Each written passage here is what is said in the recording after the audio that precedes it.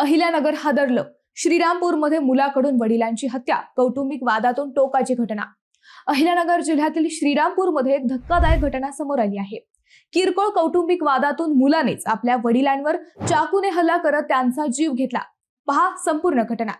कौटुंबिक वादातून संतापाच्या भरात मुलानेच वडिलांवर चाकूने हल्ला करत त्यांची हत्या केल्याची घटना दत्तनगर परिसरात उघडकीस आली आहे. या प्रकरणामुळे स्थानिकांमध्ये भीती आणि हळहळ व्यक्त केली जात आहे.